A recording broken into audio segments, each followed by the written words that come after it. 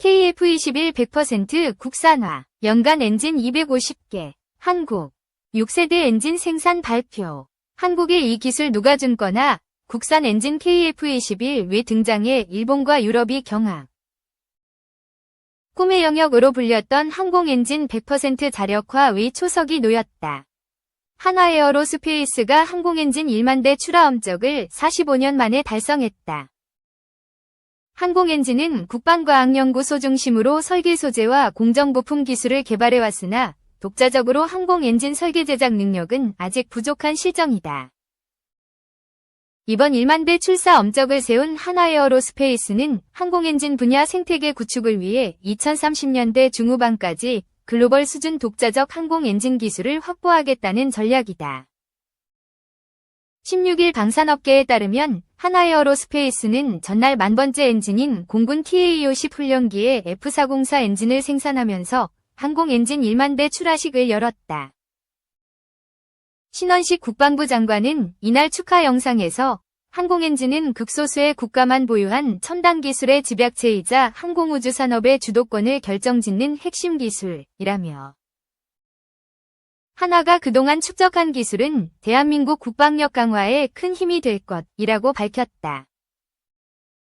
손재일 한화에어로스페이스 대표는 육해 공군, 정부 및 참여업체 모두의 힘을 모아 해외에 의존했던 항공엔진의 기술 자립도를 높이고 대한민국 항공산업과 방위산업 발전에 기여하겠다고 말했다.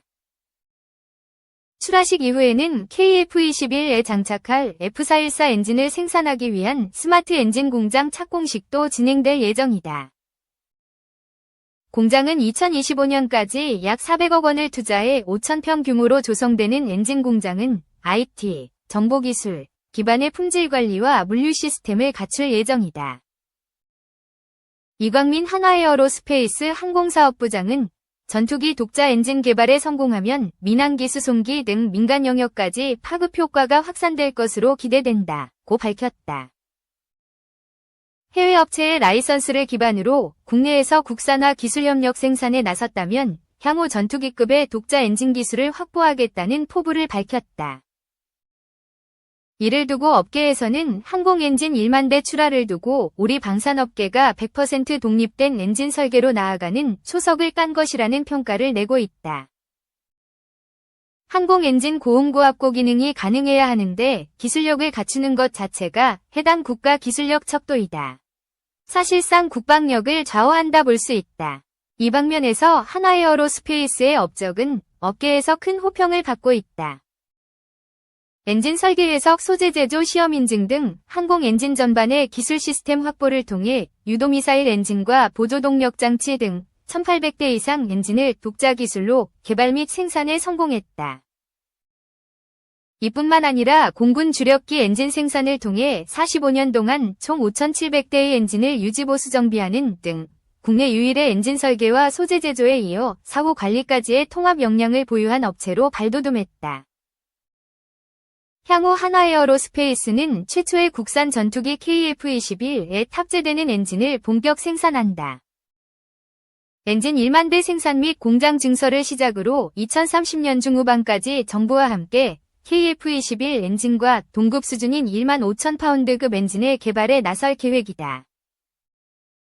현재 KF-21의 심장급에 해당하는 엔진은 미국 제너럴 일렉트릭의 F414 엔진 설계도를 받아 한국에서 라이선스 생산을 하고 있다. 이에 한화에어로스페이스는 핵심 부품 대부분을 지에어로스페이스로부터 공급받은 후 약 40%에 해당하는 부품을 생산해 조립하는 방식이 될 예정이다. 항공엔진 독자 개발의 난도에 대해 한 방산업계 관계자는 본지에 개발 난도가 항공엔진은 가장 높은 편이라며 기체를 하늘로 띄우고 음속을 넘어선 속도 비행을 하려면 1500도 이상 고온을 견디는 소재 기술부터 갖춰야 하고 내구성도 필요한 데다 재사용해야 하므로 자동차나 로켓 엔진보다 훨씬 고난도라고 했다. 또 다른 업계 관계자는 미국도 전투기 항공 기술 보유에만 수십 년이 걸렸는데 현재 미 공군에서 쓰는 몇몇 엔진 기술은 우리나라에도 아예 공개조차 안 하고 있다고 했다. 이어 한화는 1979년 삼성항공 시절부터 공군 F4 전투기용 J-79 엔진 창정비 모든 부품을 완전히 분해해 검사한 뒤 재조립, 생산을 GE와 PW 등으로 면허 생산하다가 이제 독자 엔진을 만들겠다고 선언한 것이라고 귀띔했다.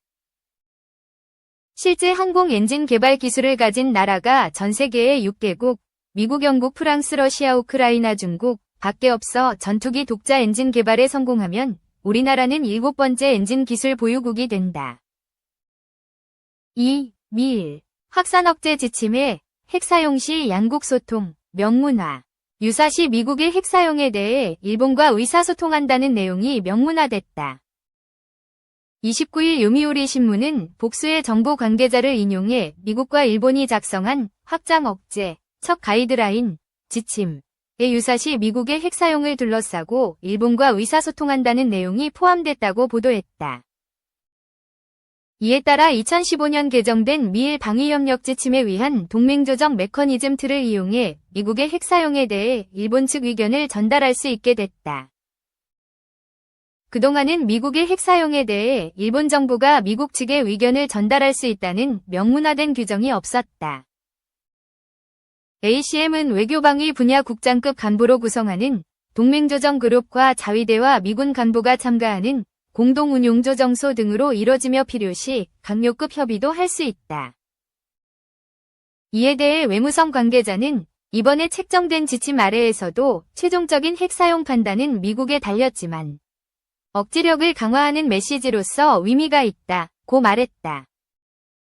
요미우리 신문은 유사시 미국이 핵전쟁을 두려워해 동맹국 방위에 소극적일 것이라는 우려가 일본 내에 존재해온 가운데 해구산 강화로 억지력을 높이려는 것이라면서 미국의 핵 사용에 대해 일본 측 의사 전달이 담보되는 것은 억지력 향상에서 중요한 한 걸음이 된다고 평가했다. 앞서 일본 외무성은 미국이 핵을 포함한 전력으로 일본 방위에 관여하는 확장 억제에 관한 첫 가이드라인을 양국 정부가 작성했다고 지난 27일 발표했다. 당시 외무성은 이 문서가 확장 억제에 관련된 기존 미일 동맹의 협의와 소통에 관한 절차를 강화하는 것이라고 설명했다. 그러나 구체적인 내용은 공개하지 않았다. 핵무기를 둘러싼 환경은 계속 악화하고 있다. 러시아는 우크라이나 침공 시 필요한 경우 핵을 사용하겠다는 의사를 밝혔다. 북한의 경우 2017년 6차 핵실험을 했고 탄도미사일 능력도 향상시키는 상황이다.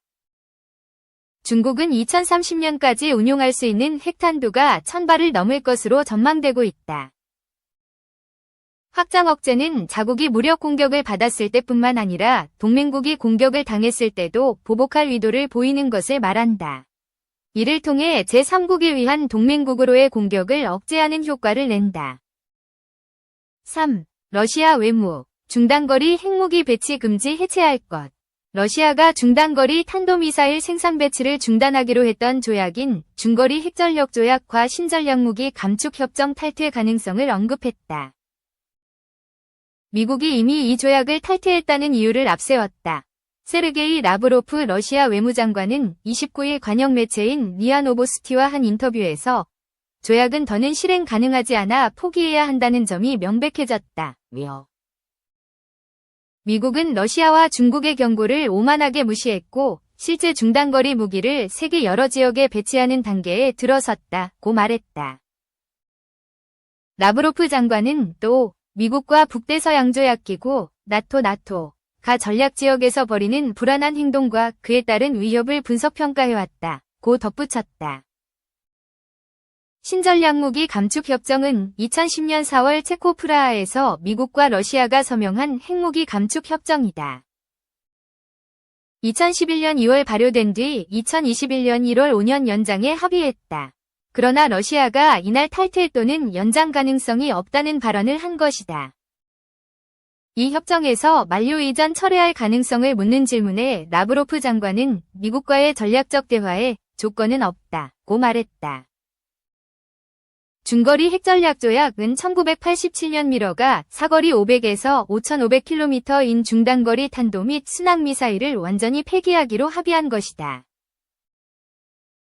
경쟁을 중단한다는 의미와 함께 미소냉전의 종식을 의미하는 조약으로 인식돼 왔다.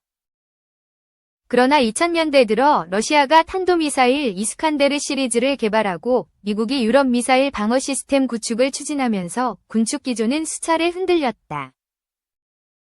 2017년 러시아가 발트해 연안에 이스칸데르를 실전 배치하자 2019년 10월 1일 도널드 트럼프 당시 미국 대통령은 조약 이행 중단을 선언했다. 만약 러시아가 6개월 안에 조약을 다시 준수하지 않으면 정식 탈퇴 절차에 들어가겠다고 밝혔고 이는 그대로 확정됐다. 러시아와 미국의 대립은 러우 전쟁을 거치며 그 강도가 세지는 중이다. 우크라이나에 무기를 공급하는 덴마크와 서방 국가에 대한 조치 여부를 묻는 질문에 라브로프 장관은 서구 국가들이 우크라이나에 공급하는 모든 종류의 무기는 러시아군의 합법적 표적이라고 말했다.